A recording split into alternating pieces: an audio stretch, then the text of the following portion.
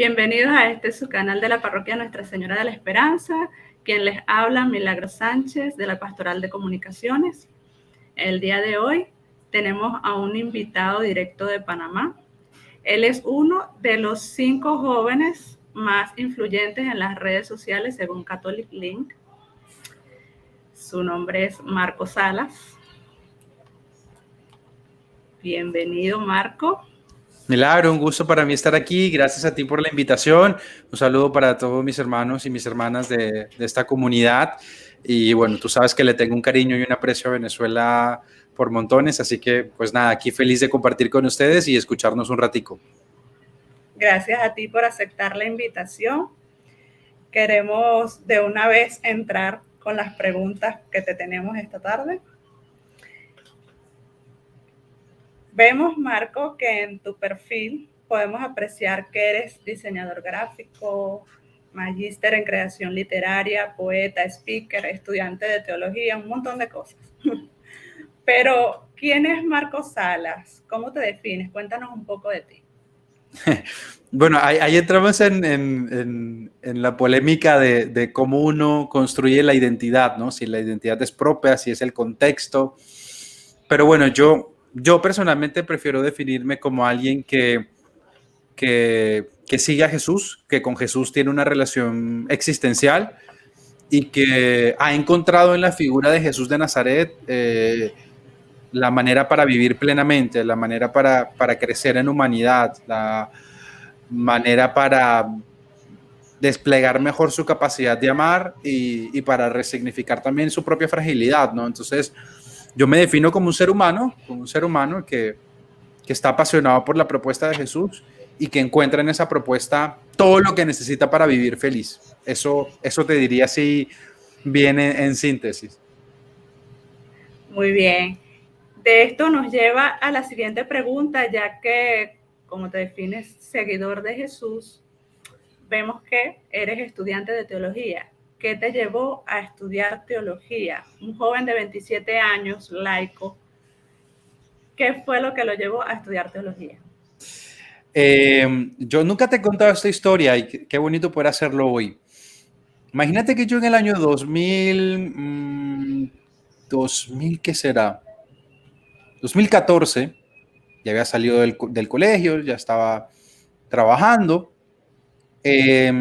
De regalo de cumpleaños decido regalarme un viaje a Ecuador, a la ciudad de Quito, donde viven unos tíos míos y quería ir a visitarlos, y mi primo Ismael y mi prima Paz y tal, y bueno, quería ir a visitarlos y me fui en mayo, que sabes que es mi cumpleaños, entonces me fui un mes de vacaciones para celebrar mi cumpleaños. Y para no echarte el cuento largo, estábamos una media tarde en el comedor de la cocina de la casa de mis tíos, comiendo además una cosa que yo nunca había probado en mi vida, que es poner fruta y echarle yogur, ¿no?, encima con granola, pero bueno, en fin, no estamos hablando de comida, no hay nada deliciosa. Y de pronto mis tíos me dicen, oye, te vemos muy motivado, como muy metido en cosas de la iglesia, ¿por qué no estudias teología? Y fue la primera vez que yo escuché el término teología. Entonces mis tíos ven que yo digo, pues no sé qué es eso. Ellos vienen emocionados y me empiezan a contar lo que estaban estudiando, tal. Resulta ser que ellos dos, ambos estaban estudiando teología en la Universidad Católica de Quito, en la Pontificia de Quito. Y me empiezan a contar, me muestran, recuerdo vagamente, me mostraron unos mapas y yo me imagino que estaban dando introducción al Antiguo Testamento o algo así. Me hablaron de la media luna fértil, bueno, en fin, me hablaron de un montón de cosas, me emocionaron muchísimo y ellos tomaron la iniciativa de hablar con algún profesor de la facultad y ver la posibilidad de que yo estuviera en una clase. Como yo me iba a quedar un mes, pues ver la posibilidad de que yo estuviera en una clase. Por cosas de la vida, la clase era de sacramentos, de teología sacramental, y el profesor estaba un poco contando lo importante que es para la antropología, en términos generales, el tema de la comida y cómo otras culturas han puesto la comida como un lugar central de su experiencia religiosa. Yo salgo, o sea, flipando de la clase, digo, jamás me habían explicado la Eucaristía de esa manera, yo salgo súper emocionado. Cuando salgo, mis tíos me me presentan me parece que era como el director de la carrera, era una carrera que llamaban Teología para Laicos. Y bueno, me dejaron la espinita, la vaina ahí en la cabeza, como de teología. Yo, ¿y eso? ¿Será que sí? ¿Será que no? Y bueno, luego por otro montón de procesos, termino escogiendo estudiar en Bogotá por la invitación de un amigo para que trabajara con él en temas de evangelización en Bogotá. Entonces estaba el trabajo con él, que es un maestro, alguien que yo admiro muchísimo, y pues me estaba diciendo que me fuera a trabajar con él en Bogotá, y además de eso, pues la oportunidad de poder estudiar teología. Y bueno, ahí es donde me siento, pregunto a la gente que vivía en Bogotá, oye, ¿dónde se estudia teología?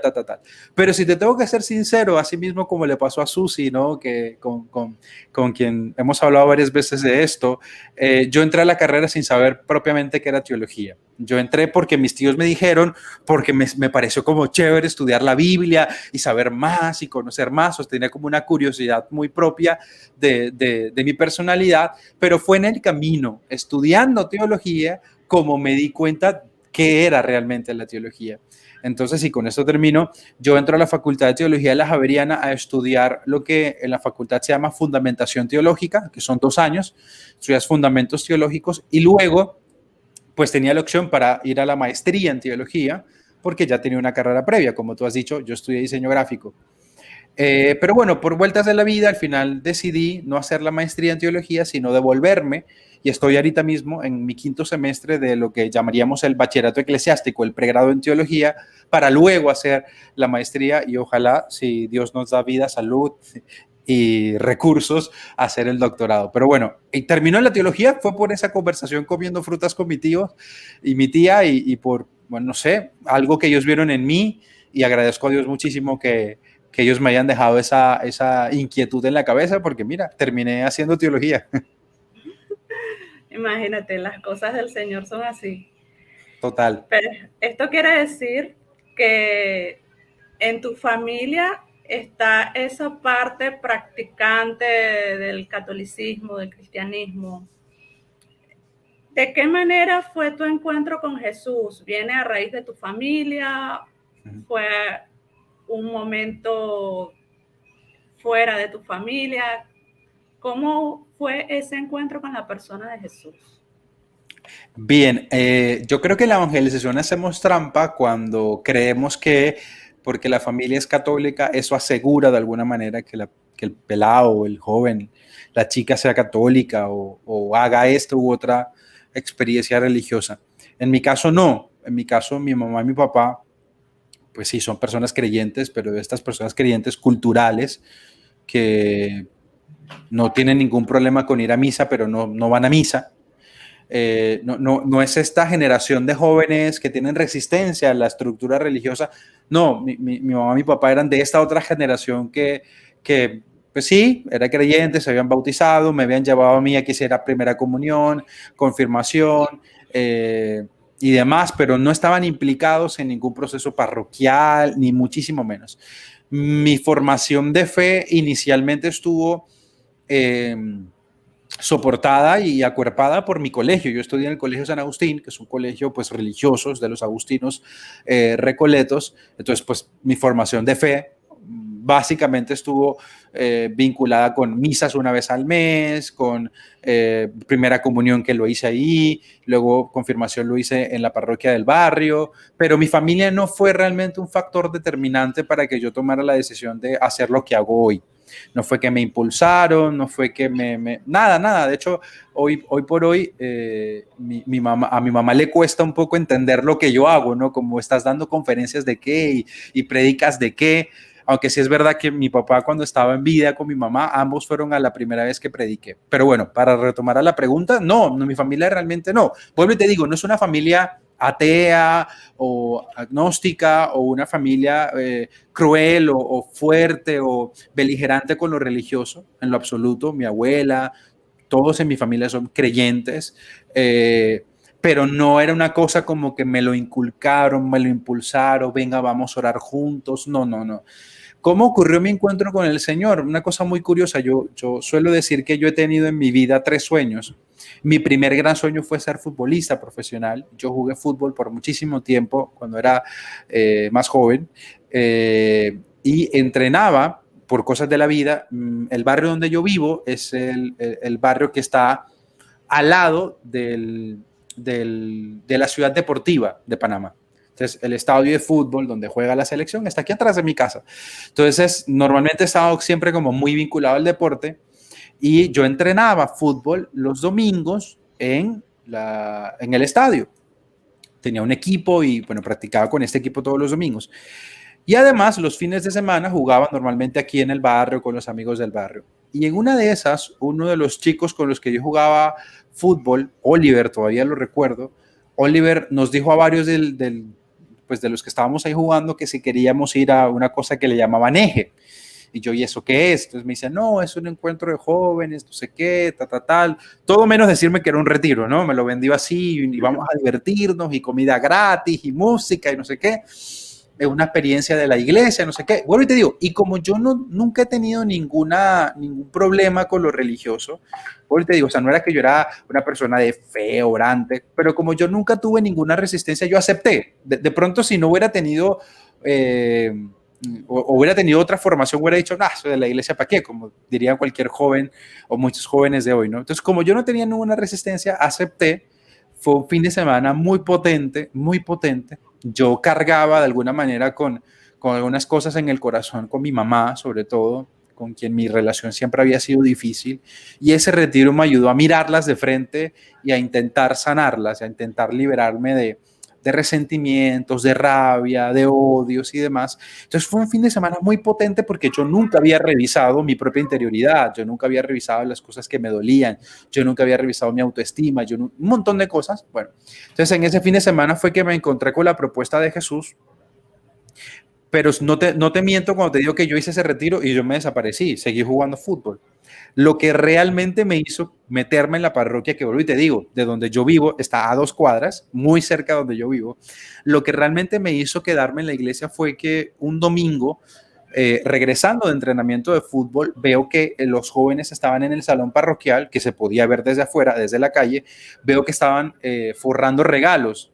No sé si forrar es una palabra universal, pero bueno, Sí. estaban forrando regalos y a mí me llamó la atención. Entonces me contacté con Oliver, le pregunté, oye, ¿qué están haciendo? No, que estamos haciendo, forrando regalos para una actividad que hacemos en diciembre, o sea que esto pasó en noviembre más o menos,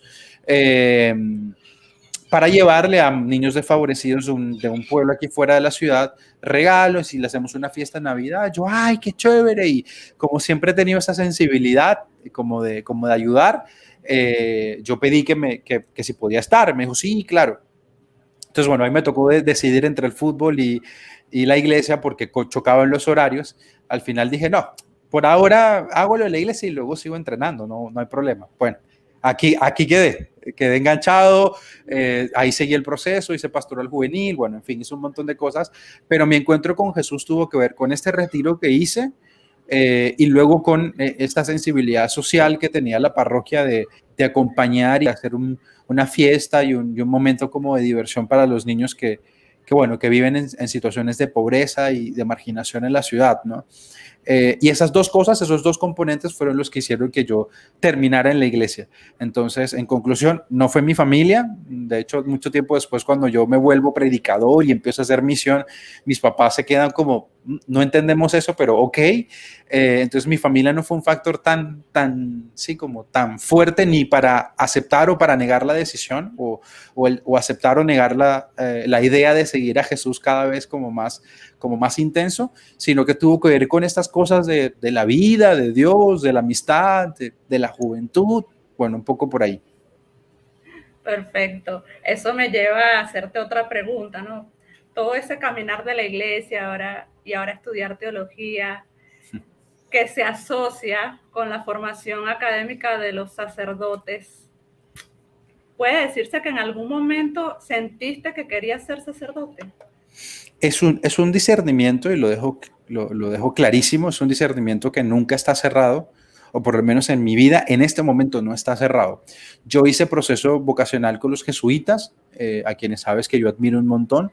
Es una comunidad que francamente tiene una espiritualidad que a mí me ha sostenido por muchísimo tiempo. Pero en el momento en el que hice el discernimiento, las mociones fueron diciendo que no era esa vocación. Pero no fue, para mí no fue un cierre como ya, entonces ya me deshago de la idea, sino que siempre he estado como abierto, como ahorita, por decirlo de esa manera, no he tomado otras decisiones que me impliquen una responsabilidad como más fuerte. Sigo siendo un joven, sigo siendo estudiante, sigo trabajando, sigo haciendo un montón de cosas.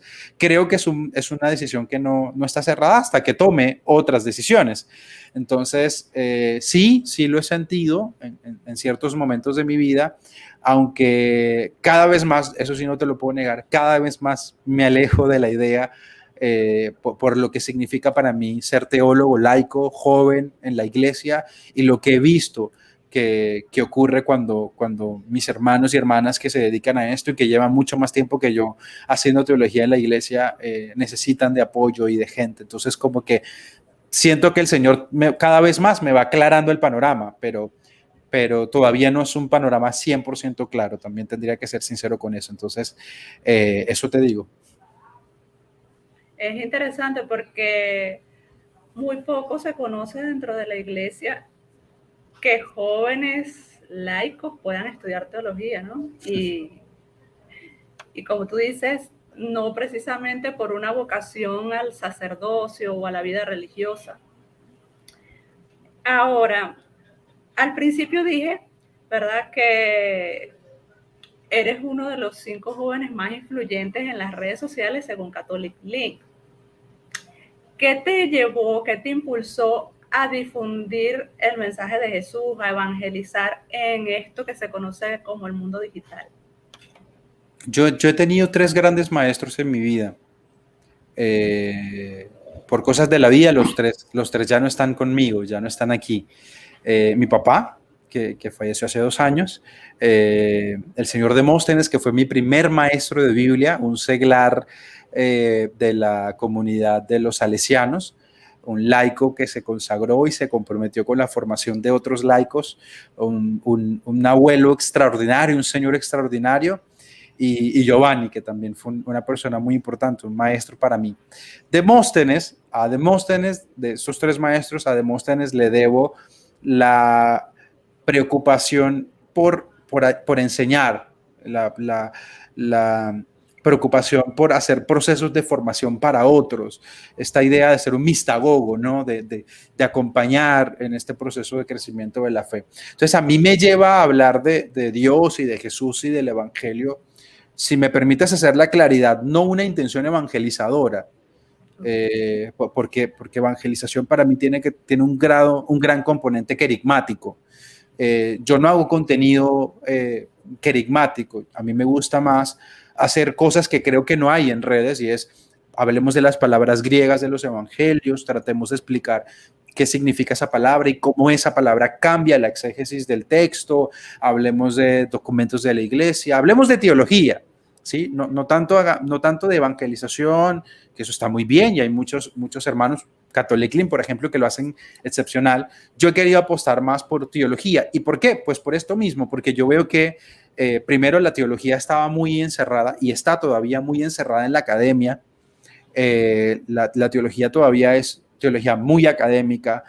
Hay cosas que en la academia ya se dijeron hace 20, 30 años y hoy son un escándalo para la gente de las parroquias, y yo digo, pero ¿cómo? Si hace rato eso se dijo. Entonces, como que tengo esa intención pastoral de cómo hago para traducir todos estos componentes teológicos tan maravillosos que hay de investigación, de profundización, cómo eso lo traduzco de tal manera que cualquier persona que pase por mis perfiles lo pueda entender y además sepa que existe.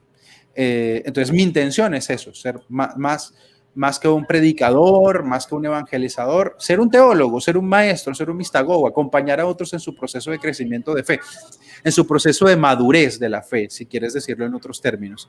Entonces trato de hacerlo, ¿no? Trato de hacerlo por ahí, y nace de esa profunda deseo también, segunda idea, de que los laicos, y sobre todo los jóvenes, que son la mayoría en redes sociales, se formen tengan pensamiento crítico, conozcan otras posibilidades de pensamiento, vean otras maneras de leer la fe, se conviertan de las imágenes falsas de Dios que tienen, se acerquen más a la propuesta de Jesús, se atrevan a tener crisis de fe, se atrevan a preguntarse, que todo eso en muchos procesos catequéticos y querigmáticos no puede estar o no está, ¿no? Como que en esos procesos no puedes dudar de nada, no puedes hacer preguntas, ya está todo dado. Yo prefiero acompañar más como, bueno, detrás de esa idea filosófica de la peripateia, ¿no? Prefiero acompañarlos a que caminemos juntos y encontremos juntos preguntas y respuestas, ¿no? Son más bien pocas respuestas, sobre todo preguntas, ¿no?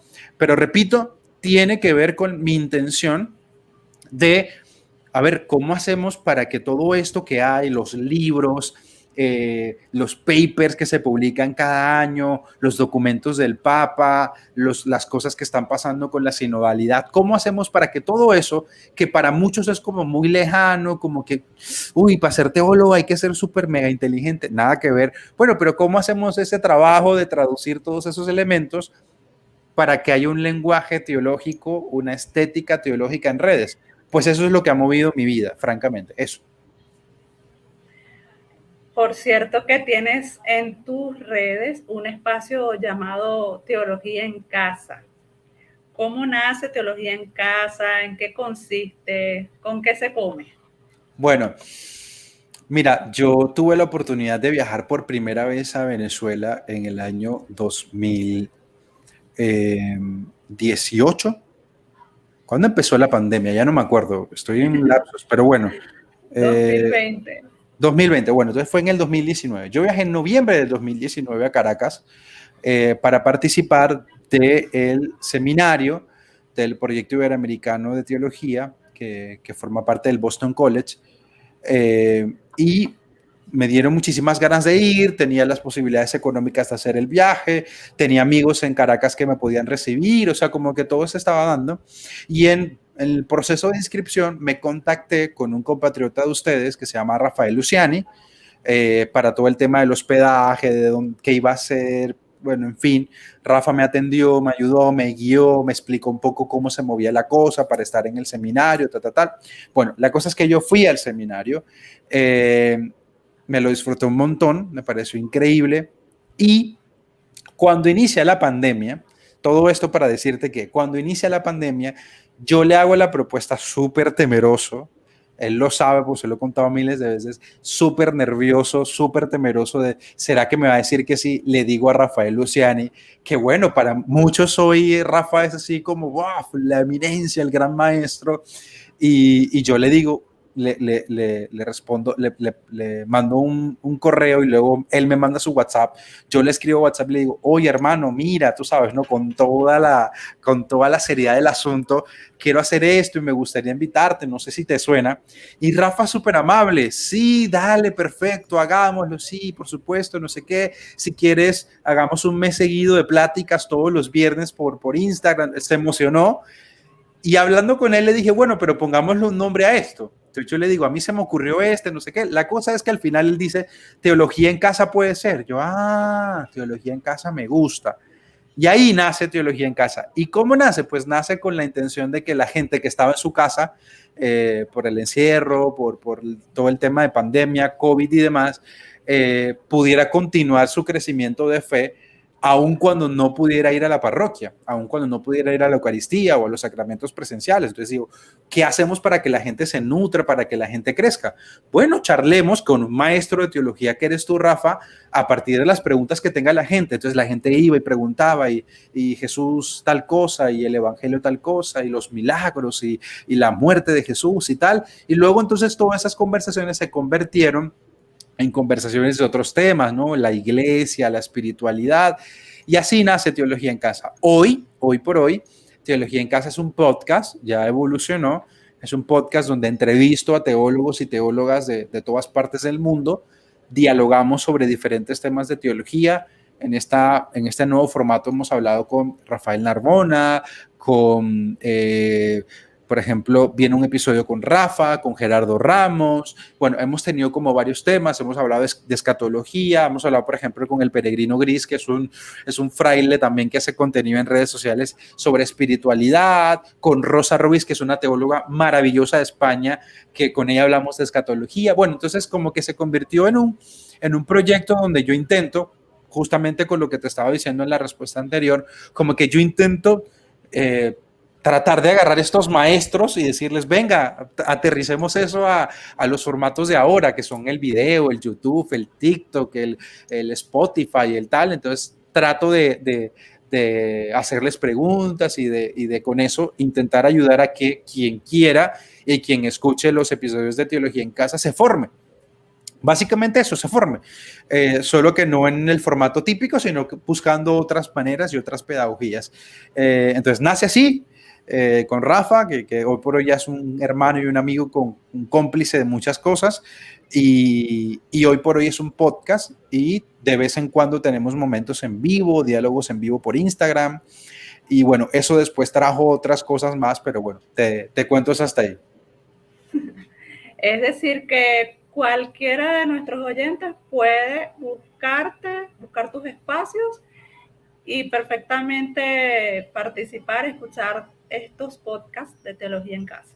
Sí, además que el año pasado, después de hablar con Rafa, se me ocurrió la idea de hacer series. Entonces, en mi canal de YouTube, por ejemplo, encuentran ustedes 4 cursos gratuitos, completamente gratuitos. Uno sobre sinodalidad, uno sobre la oración cristiana, uno sobre el discernimiento y otro sobre teología del cuerpo. Entonces, si ustedes quieren formarse, y otro sobre teología fundamental. Entonces, fíjense que ahí tienen este material que es un diálogo con otros teólogos y teólogas, y a partir de esos cursos, pues que están ahí, se puedan formar. Claro, es un contenido aterrizado, bajado, y que tiene la intención de acompañar y apoyar estos procesos de formación que por la pandemia se han detenido, y bueno, ojalá después de ella, pues siga siendo contenido para quienes les haya servido pues lo que aportamos ahí, ¿no? Dios mediante. De acuerdo a esto, ¿qué herramientas o qué consejos puedes dar a las parroquias, en este caso a mi parroquia, y a todos los que nos oyen, los que nos ven, para evangelizar o para difundir el mensaje de Jesús, para hacer estas formaciones en este continente digital? Pienso tres cosas básicas. Familia, si ustedes quieren estar en redes sociales, el primer paso es preguntar, el primer paso es escuchar. Venimos de un tipo de comunicación donde la televisión emitía contenidos. La radio emitía contenidos, el periódico emitía contenidos. No había posibilidad de quien estuviera viendo, escuchando o leyendo diera alguna reacción. En redes sociales el juego y las reglas son otras. En redes sociales se puede responder, se puede enviar una nota de voz, se puede poner like, dislike, caritas, memes, stickers, de todo se puede hacer. Y eso, para ejemplificar una cosa, la comunicación cambió. Esa idea de una evangelización de contenidos y de emisión de contenidos ya no funciona. Creo que ya no funciona en la presencialidad, pero bueno, le doy el beneficio de la duda. Pero les aseguro que en redes sociales no funciona. En redes sociales importa preguntarle al otro, dejar que el otro interactúe, permitirle al otro decir su palabra, permitir que el otro esté de acuerdo o no esté de acuerdo. Siempre desde el respeto, por supuesto. Es obvio que hay por ahí personajes que sí toca eliminar su comentario o bloquearlos porque ya son spam, pero en gran medida no son muchos, ¿no? Es eso. Primero es escuchar. ¿Qué preguntas hay? ¿Ustedes quieren que la parroquia tenga un espacio en redes sociales, en lo digital, en YouTube, donde sea? Preguntar qué necesidades tiene la gente. ¿Qué preguntas tiene la gente? Ese es el primer paso. Segundo, implicarlos. implicarlos en lo que hacen, implicarlos en el contenido que ustedes están compartiendo. Voy a poner un ejemplo. Hace unos días estuve conversando con unos hermanos catequistas del arzobispado del obispado de Valparaíso en Chile y me hicieron la misma pregunta y mientras me hacía la pregunta, el chico que me hacía la pregunta me decía, sí, porque es que yo recibo 5 cadenas de evangelios diarios en mi WhatsApp. Y dice, ¿yo qué hago con eso? Entonces yo le digo, fíjate, 5. O sea, ves el evangelio hasta por donde quieras. Pero es que la gente no tiene necesidad de recibirlo en WhatsApp porque puede ir al evangelio desde otros medios, aplicaciones, páginas web. O sea, no necesita eso. ¿Por qué no aprovechas el WhatsApp para involucrarlo al otro? No sé, envías el evangelio y envías una breve reflexión y pones 3 preguntas y le dices a la gente, si quieres compartir alguna de estas preguntas conmigo, aquí estoy, o diles que te manden una nota de voz con lo que pensaron del evangelio, o diles que te manden un video, o sea, como que implícalos, o sea, no solo le mandes la cadena, no es evangelización enviarles el evangelio diario, eso no es evangelización. Evangelización es que se lo mandes, pero lo involucres y le digas, oye, ¿y tú qué piensas? ¿Y tú qué crees? Mándame una nota de voz o mándame un video o ve y lee este evangelio con tu familia y cuéntame qué dijo tu abuela o qué dijo tu hermano. O sea, ponlos a involucrarse con el mensaje. Entonces, eso es un consejo que les doy. De verdad, de mi experiencia, hay que escuchar primero cuáles son las preguntas de la gente, qué es lo que la gente necesita para a partir de allí hacer contenido que responda a estas preguntas. Y segundo, hay que involucrar a la gente en el contenido que hacemos. Hay que involucrarla de alguna manera. Así se inventaron los hashtags en Twitter, así se inventaron un montón de cosas en muchísimas redes sociales para intentar involucrar al otro. Ya el otro no es un espectador. Ya el otro no se come el contenido que porque tú eres el catequista o porque tú eres el papa o porque tú eres el padrecito tal o porque eres el teólogo tal o la teóloga tal. No. Ya el otro que está ahí sentado escuchándote, mirándote, quiere responder, quiere preguntar, quiere decir, quiere hablar. Bueno, en la medida de las posibilidades, ojalá le permitamos a la gente de esta parroquia, de esta comunidad tan bella que también responda, diga algo, comente, hable, porque además, y con esto cierro, de eso se trata la sinodalidad que tantas veces el Papa ha impulsado y que ahora estamos camino a un sínodo justamente sobre el tema, ¿no? Y es cómo dejamos que la palabra no sea la palabra del sacerdote o del clérigo, se vuelve clericalización, se vuelve clericalismo, o cómo hacemos que la palabra no esté en la misma persona siempre, sea el catequista o sea el monaguillo, no importa el dirigente, cómo hacemos que la palabra circule sinodalmente en todos. Ojalá podamos lograr eso, familia. Así que nada, mucho ánimo y bueno, ahí en mi canal de YouTube encuentran 4 o 5 conferencias sobre el tema de evangelización digital, por si alguno quiere profundizar más, donde toco otros temas, así que ahí meto mi publicidad. Sí, bueno, aprovecho para decir que en la descripción colocaremos tus redes sociales y al final nos vas a decir cómo te encontramos en ellas. Muy valiosos tus consejos, agradecidos, creo que vamos bien. Y bueno, para finalizar esta entrevista, queremos preguntarte por algo que es el que lleva por nombre nuestra parroquia, por cierto, Parroquia Nuestra Señora de la Esperanza. Entonces nosotros queremos preguntarte si hay motivos para mantener la esperanza. Creo que sabes muy bien la situación de nuestro país, de Venezuela, aunada a la pandemia. Entonces es difícil mantener la esperanza, perdemos la perspectiva, perdemos la definición de eso. Entonces, para ti, desde tu perspectiva teológica, ¿hay motivos para mantener la esperanza? ¿En qué consiste esta esperanza?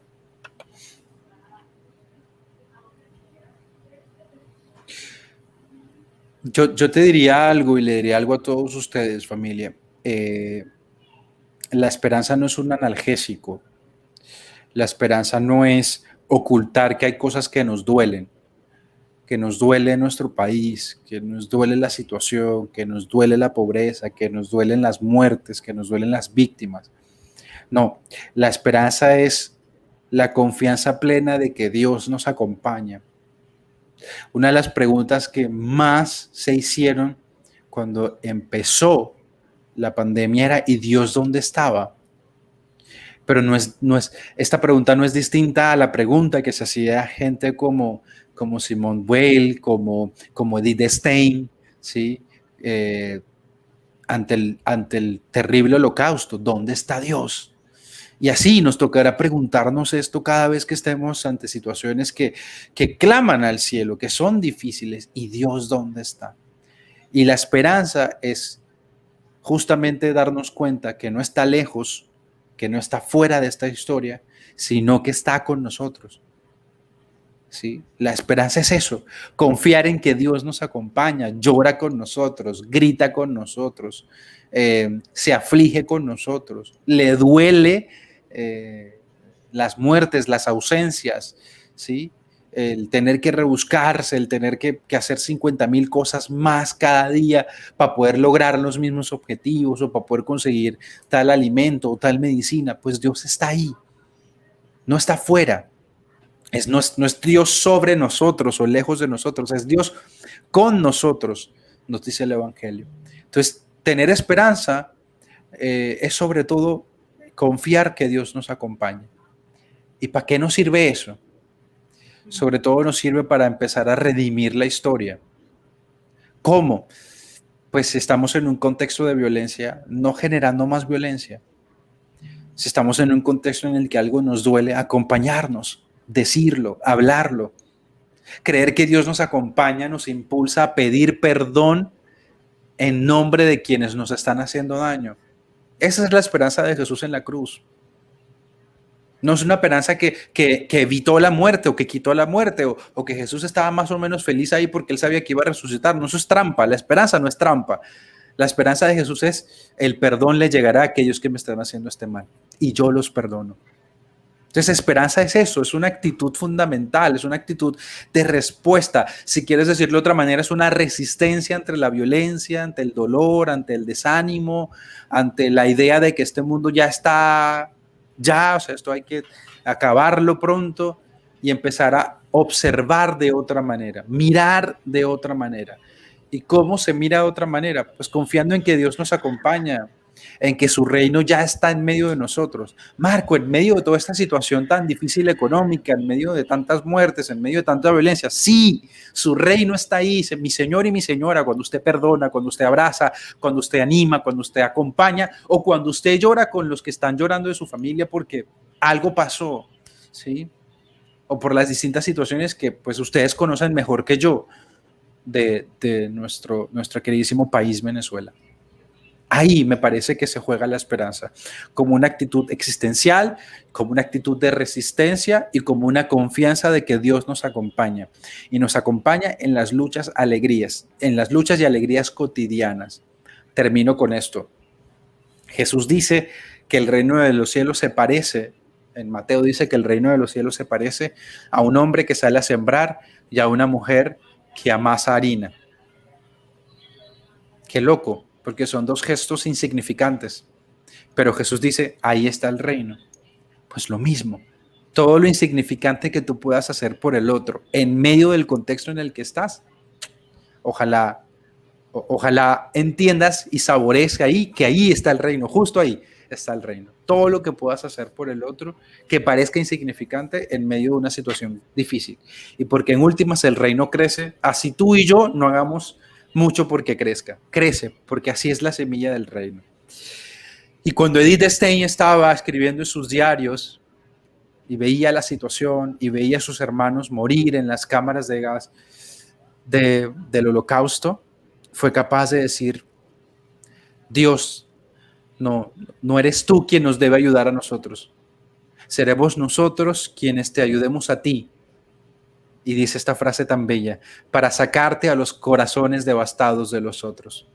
Y escribí yo un artículo hace unos meses atrás que se titulaba Sacar a Dios, usando estos versos. Sacarte a ti en los corazones devastados de los otros. Bueno, ¿qué es la esperanza? Tú. ¿Cuál es la esperanza de Dios? Pues tú, ¿no? Dios no suplanta la esperanza con él mismo, sino contigo y te dice: pues tú eres mi esperanza. que tú me saques en los corazones de hoy, de los que están devastados hoy porque perdieron a alguien o porque la situación está muy complicada o porque les tocó migrar a la fuerza. Bueno, que tú saques a Dios a los corazones que hoy están devastados y que tú te dejes amar y abrazar cuando sea tu corazón el que está devastado. No sé, eso es lo que yo te diría. Hermoso, hermoso todo eso que nos has dicho. Creo que los venezolanos lo hemos experimentado de alguna manera, hemos tomado conciencia de ello, de ser esos motivos de esperanza, ¿no? Y como tú dices, la confianza en que Dios nos acompaña y así como debemos confiar en Él confía en nosotros, ¿no? Confía en que nosotros somos ese germen del reino, ese germen de esperanza. Bueno, Marco, muchísimas gracias por este momento que nos has dedicado. Gracias por aceptar la invitación, por tu apertura. Eres bienvenido a nuestro país, a esta parroquia de Nuestra Señora de la Esperanza de la Diócesis de Maracay. Tienes las puertas totalmente abiertas. Desde ella, desde el equipo de la Pastoral de Comunicaciones que se llama Promotores de Esperanza, te damos las gracias, pedimos a Dios que te bendiga y esperamos nuevamente tenerte con nosotros en algunas de estas locuras que se nos ocurren para eso, para acompañar a la gente y para hacer comunidad digital.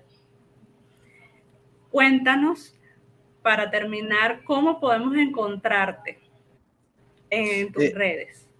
Bueno, me encuentran en todas las redes, Facebook, Twitter, Instagram, TikTok, Twitch, YouTube, bueno, en todas, como @soymarcosalas.